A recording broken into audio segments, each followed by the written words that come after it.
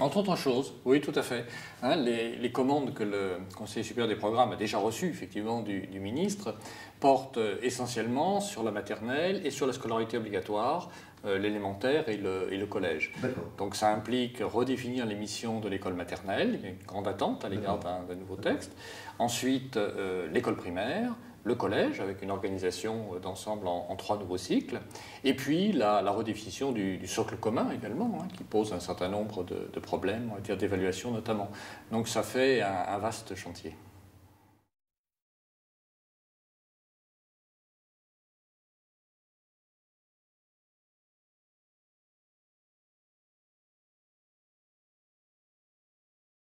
Tout à fait. Hein, le socle commun couvre l'ensemble de la scolarité obligatoire et en parallèle et en même temps, parce que l'objectif c'est justement d'articuler la définition du socle commun et les programmes d'enseignement. Donc en parallèle, on va travailler dans les semaines qui viennent sur les programmes de l'école primaire, les programmes du collège.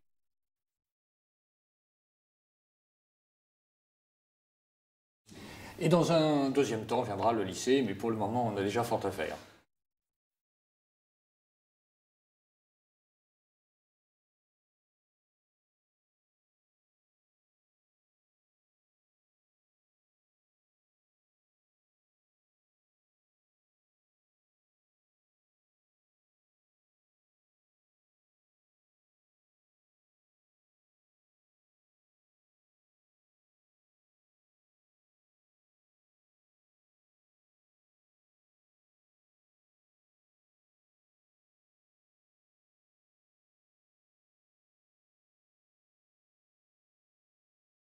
Alors la question est vaste, hein, et il y a plusieurs facettes.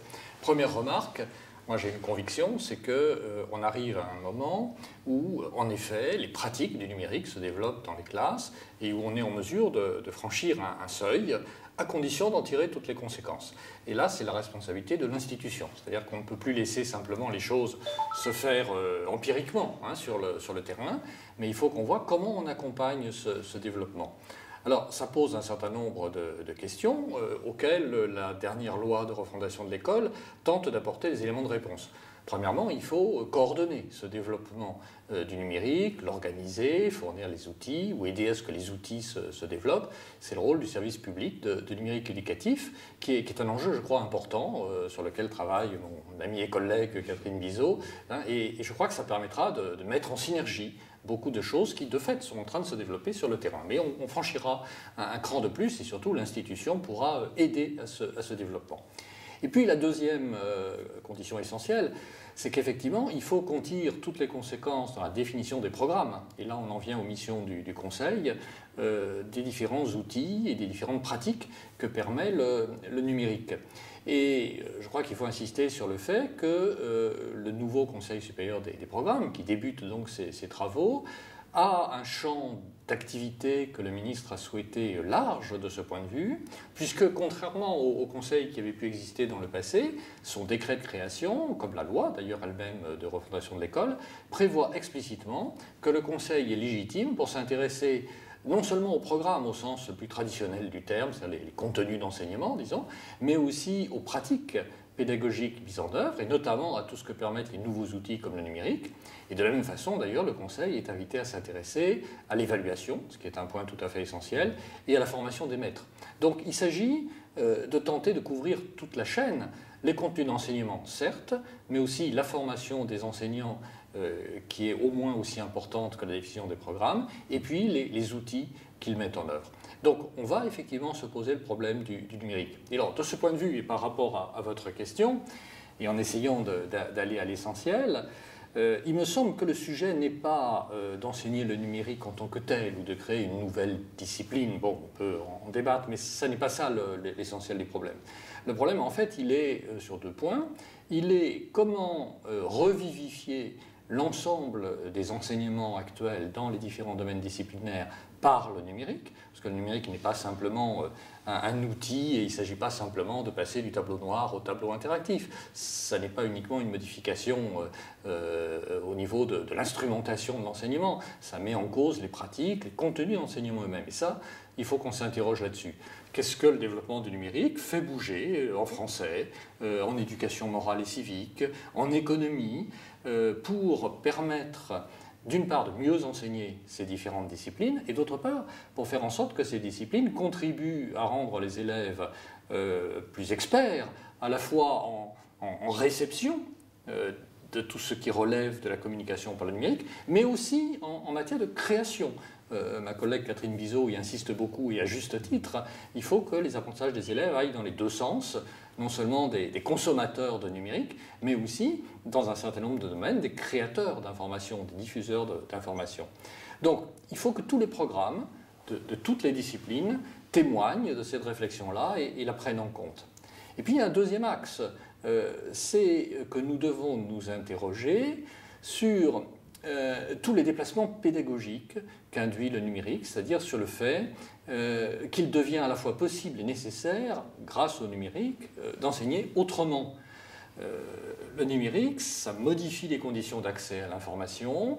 Alors, on peut, et certains poussent d'ailleurs assez loin le trait, mais peut-être ont-ils raison d'ailleurs, en parlant de pédagogie inversée. Je pense aux travaux de Michel Serres, je pense à beaucoup d'autres témoignages en ce sens, qui disent par exemple, au fond, à l'origine, le rôle du maître, c'était d'apporter des informations, et puis ensuite, les élèves se débrouillaient à partir de ce qu'on appelait le fameux travail personnel de l'élève, à l'école ou à la maison. Eh bien, au fond, est-ce qu'on n'est pas en train de vivre par hasard une révolution copernicienne ? L'apport d'informations se fait maintenant autrement que par le maître, très largement, et donc le rôle du maître doit se repositionner aux côtés de l'élève pour l'aider à maîtriser cette masse d'informations, pour l'aider à construire à partir de là des compétences et des connaissances. Et ça déplace aussi évidemment les programmes, puisque les programmes traditionnels définissaient d'abord, historiquement, une somme de compétences qu'on était supposé décerner aux élèves. Eh bien, il faut que les programmes tirent là aussi les conséquences de cette évolution rendue possible par le numérique et définissent sans doute davantage des progressions permettant aux élèves de construire progressivement leurs connaissances et leurs compétences. C'est tout ce champ qui est devant nous. Il faut qu'on essaie de tenir à la fois toutes les pièces du puzzle pour, comme je le disais tout à l'heure, au fond, franchir ce point critique auquel nous arrivons actuellement.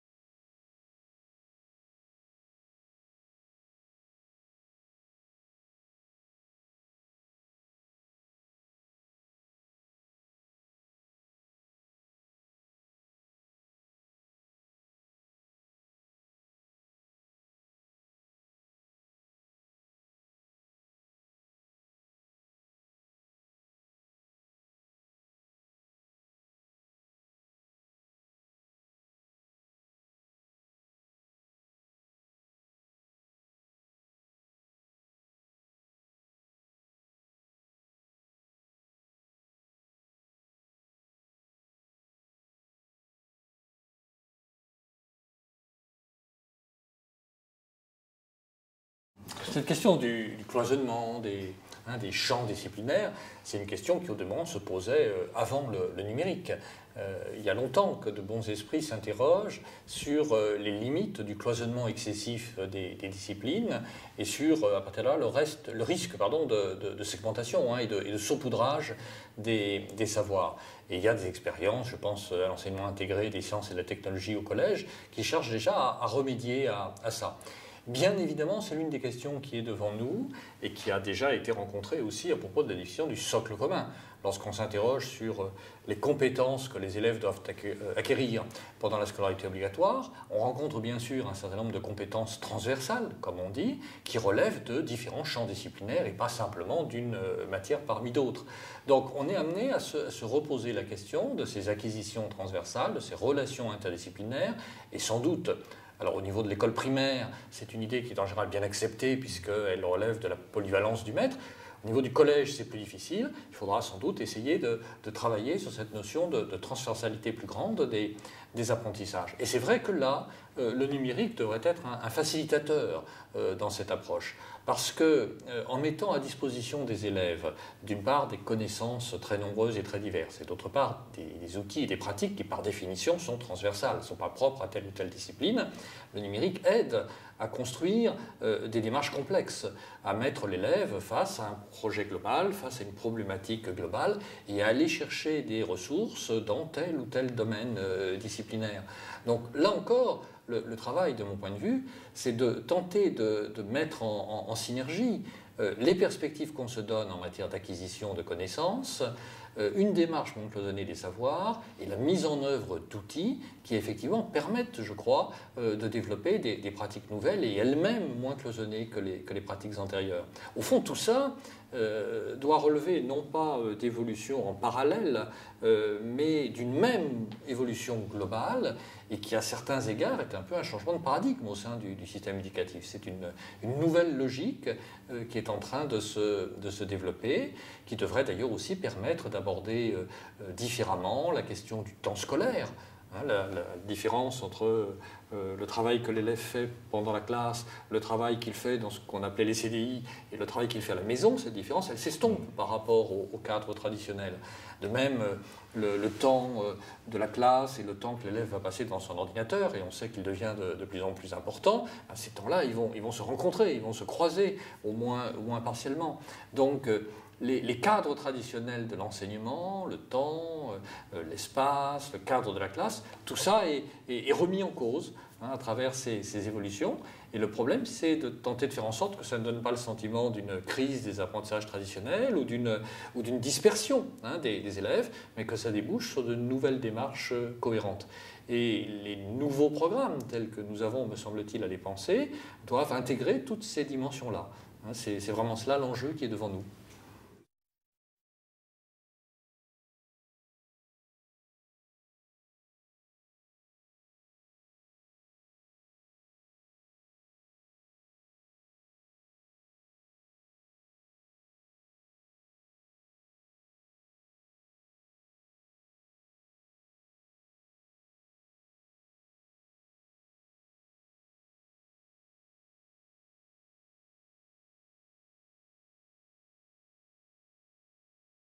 Tous les rapports montrent, et d'une certaine manière c'est l'évidence, d'ailleurs que la formation des maîtres est au moins aussi importante que l'élaboration des programmes à proprement parler. On peut faire les meilleurs programmes que l'on veut, que l'on souhaite, s'ils ne sont pas acceptés par des maîtres qu'on a aidés à les mettre en œuvre, ils ne serviront pas à grand-chose. Donc la formation des maîtres est un enjeu essentiel.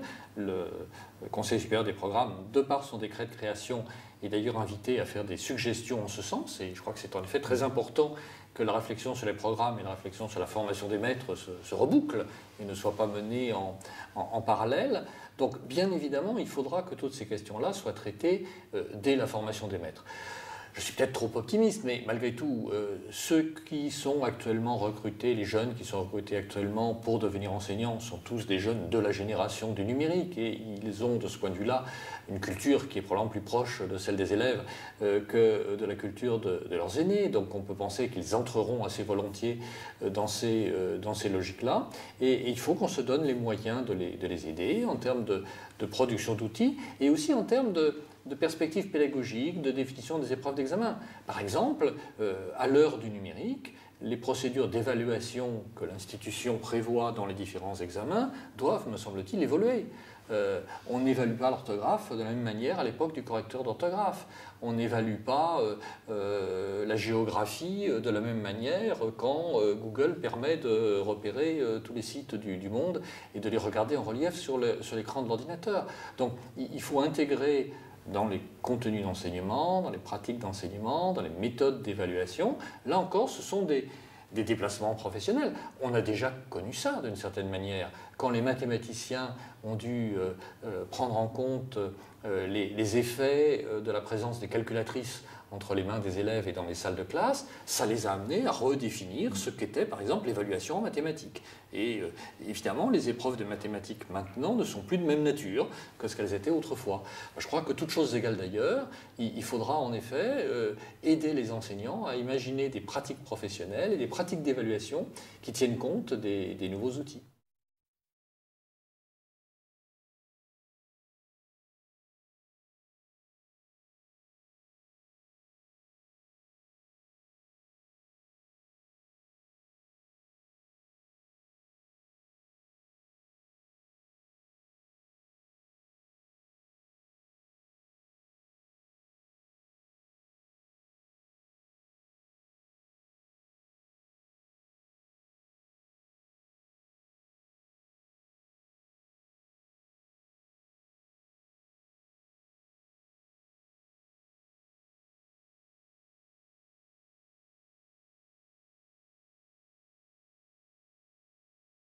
sais pas si j'ai des conseils à donner, mais je peux, comme tous les enseignants, réfléchir sur les évolutions qui vont se mettre en place. Je crois qu'il y a des facettes traditionnelles du métier qui vont effectivement perdre de leur importance. Il est clair que la notion de contrôle de connaissances n'a plus la même signification lorsque les connaissances sont, à condition de savoir un petit peu s'y prendre, aisément disponibles en ligne. C'est ce que raconte quelqu'un comme Michel Serres, qui dit autrefois, quand je commençais un cours devant mes étudiants, je me demandais qu'est-ce qu'ils ne savent pas et que je dois leur apprendre, et maintenant je me demande mais qu'est-ce qu'ils savent déjà et que je ne dois surtout pas répéter parce que je vais les ennuyer. Alors ça c'est vrai pour tout le monde, c'est-à-dire un enseignement conçu d'abord comme transmission de connaissances et ensuite comme contrôle de l'acquisition de ces connaissances, il est effectivement remis en cause par les nouveaux outils. Mais je ne crois pas qu'il faille le regretter, je crois que ça déblaye le terrain précisément pour des activités professionnelles qui seront d'autant plus intéressantes. L'exemple de l'enseignement du français, on prendra peut-être moins de temps pour vérifier la notice biographique de tel ou tel écrivain, je ne suis pas sûr qu'il faille le regretter. En revanche, on aura davantage de temps, par exemple, pour accompagner les élèves dans des travaux de production de texte, dans des travaux d'écriture. On peut, grâce au traitement de texte, grâce au numérique, faire des choses extrêmement intéressantes en matière de suivi des corrections d'un texte et d'élaboration progressive d'un texte plus achevé. Voilà, de nouvelles pratiques deviennent possibles qui effectivement vont occuper un espace, un temps qui sont libérés par rapport aux pratiques anciennes. Alors tout cela modifiera sans doute les facettes de nos disciplines. Je ne crois pas que ce soit du tout un déclin, je crois qu'au contraire, ça leur permet peut-être d'aller au cœur de pratiques plus intéressantes et plus riches que les pratiques traditionnelles. En tout cas, c'est notre responsabilité que d'essayer d'imaginer ces nouvelles pratiques d'enseignement.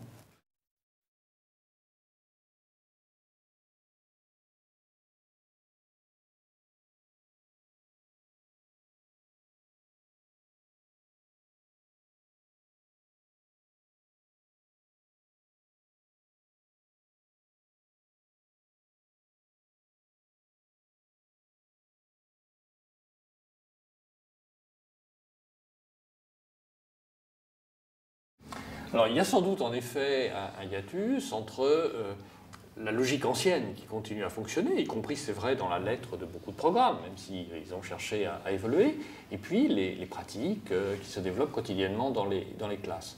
Alors, je crois qu'à ça, il faut répondre de deux manières. D'abord, il faut en effet que nous menions une réflexion pour faire évoluer les programmes et nous allons le faire. Et c'est bien le sens des missions qui ont été confiées au Conseil supérieur des programmes. Mais il y a un autre niveau de réponse. Je crois que, de même que nous sommes sortis d'un certain nombre de pratiques traditionnelles, nous sommes aussi sortis d'une logique où l'institution pouvait prétendre fixer, depuis la rue de Grenelle, en ayant consulté quelques experts, si compétents soient-ils, l'ensemble des pratiques pédagogiques que devaient mettre en œuvre tous les enseignants de France. Et je crois qu'il faut apprendre à être certes clair sur les grands objectifs, parce que tout le monde en a besoin, mais en même temps un peu plus modeste sur le détail de leur mise en œuvre. Et il faut apprendre, et ça aussi les nouveaux outils y incitent, à faire confiance à un travail plus horizontal, comme on dit quelquefois, plus en réseau, à laisser un espace de créativité aux enseignants, un espace d'adaptation par rapport aux objectifs qu'on leur propose, et au fond permettre au système de s'adapter, de se réguler lui-même davantage au niveau des pratiques professionnelles des équipes pédagogiques. Je crois que c'est aussi un enjeu qui est devant nous, l'époque où un ministre pouvait décider du jour et de l'heure à laquelle tous les élèves de France feraient leur dictée, elle est décidément bien terminée. Et c'est là aussi une nouvelle logique sur laquelle nous réfléchissons beaucoup pendant le début de nos travaux là, au Conseil supérieur des programmes. Comment trouver le bon équilibre entre ce qui doit être défini au niveau national, parce que c'est l'expression d'une volonté collective, parce que c'est un facteur d'unité auquel tout le monde est attaché, et ce qui doit être laissé à l'initiative des équipes pour permettre une adaptation suffisamment fluide, suffisamment rapide aux évolutions des mœurs, des idées et des techniques.